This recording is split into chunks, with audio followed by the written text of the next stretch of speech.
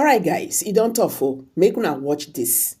Tell Nnamdi Kanu tomorrow, another person will come out. Okay. Because that is the ideology. I keep saying Biafra is an ideology. The things the youths are seeing in the southeast is what drives them. You have in the southeast, they arrest young people, young boys, they charge them for terrorism, they call them IPOP, they lock them up. You arrest bandits in the north. You arrest terrorists in the north. And what do? You call them repentant. And you reintegrate them back into the society. What kind of justice system is that? So we must be honest with ourselves in this country. If we want peace, let us look at peace from the aspect of justice. Because any peace devoid of justice is peace of the graveyard. Bats will tell me this in my grave. Even if I'm not alive. South Africa will go back under white man. White man will rule South Africa again. When care, simple care, small care, a country that cannot liberate themselves, a country that have been suffering under slavery, have go and kidnap Masi Nnamdi Kanu, freedom fighter. Come and kidnap me, Kea. Since Kea become an African giant kidnapper. The only people Kea can kidnap. You cannot kidnap kidnappers. You cannot kidnap criminals. You cannot kidnap bad peoples and give them to police. You cannot kidnap peoples who are killing peoples, but you can kidnap only freedom fighters. Kenyan peoples, come and kidnap me, because that is the only thing you can do. Since you kidnap Masi Nnamdi Kanu and hang him over to trouble. Come and kidnap me, since that's what Kenyan know how to do. To kidnap freedom fighters. I think Africans, we should support and help people who are trying to fight for us, but not to kidnap them or not to destroy them. We will see. Everything will be clear.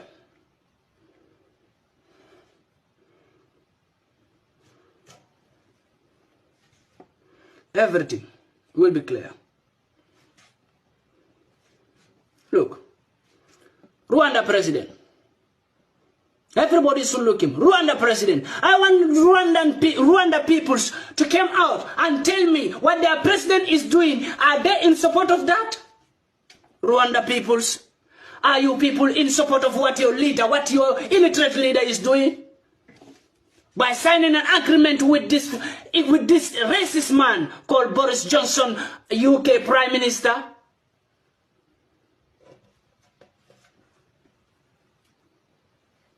Why?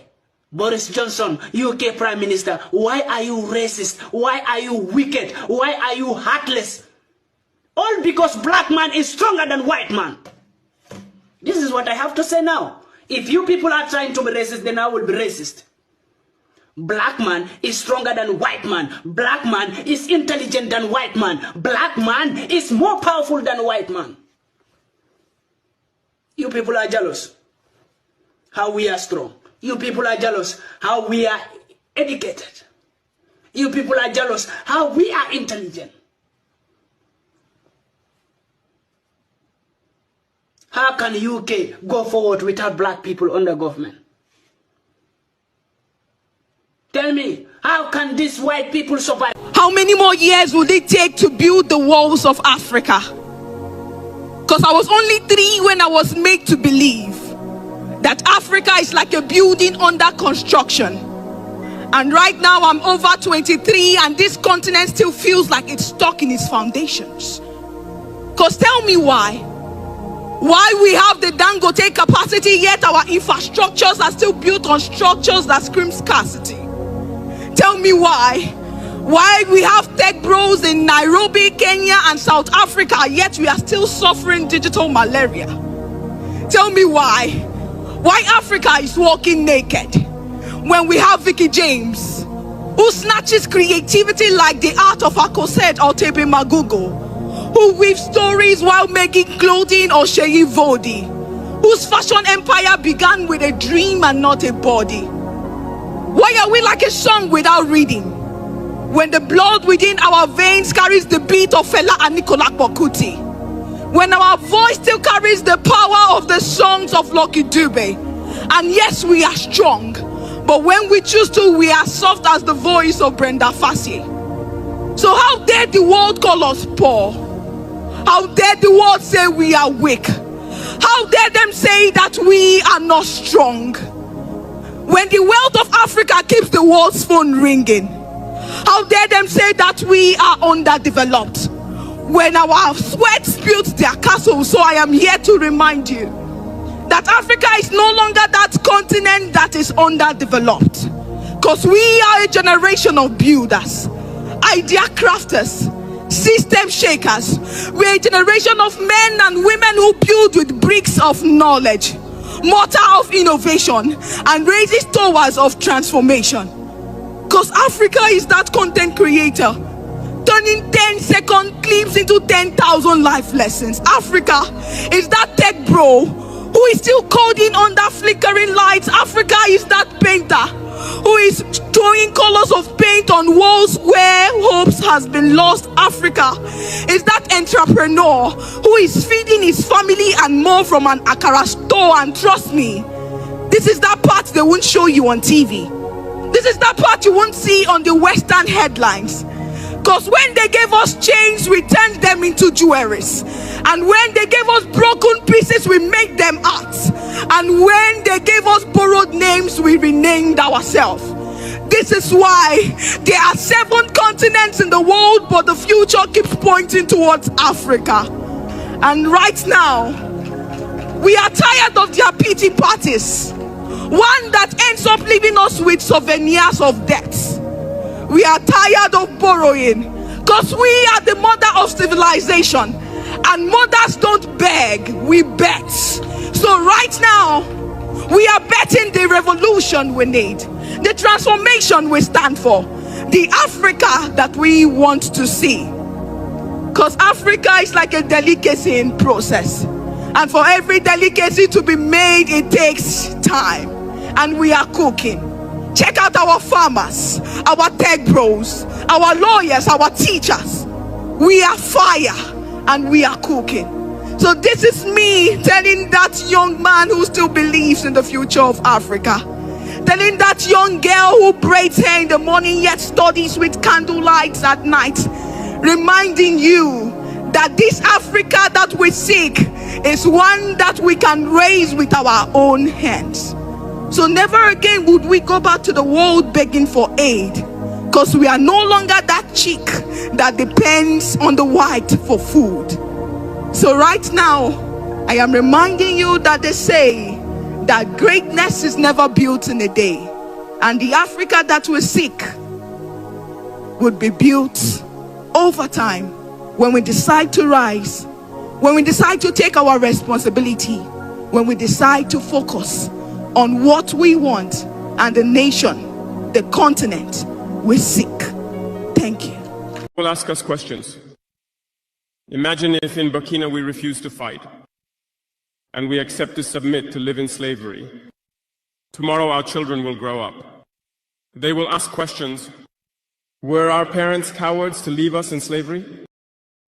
Whether we are alive or dead, we will feel it. The coward is afraid. And the imperialists have understood. They try to instill fear in the leaders so that you become cowards. Because when you are a coward, all other vices can arise. They do everything to make us afraid. They come into our palaces. They threaten us directly or with veiled threats. Of course, we respond as we should. They always take examples. They will tell us, you know, Thomas Sankara tried to do it like this, but where is he? He is dead. The Haitian president, he tried to do it like this. Where is he? He is dead. Gaddafi tried like this. Where is he? He is dead. These are the veiled statements made to us to instill fear. And then we also often see some young people trying to follow in the footsteps in a different. I want our people to understand one very thing. at the end of this very race, Biafra is going to emerge. It doesn't matter what anybody does. And to our African friends and brethren, I want them to also understand this. We talk about Pan-Africanism. Pan-Africanism cannot take off without Biafra, because we do need a genuinely free country in Africa to be able to drive that very.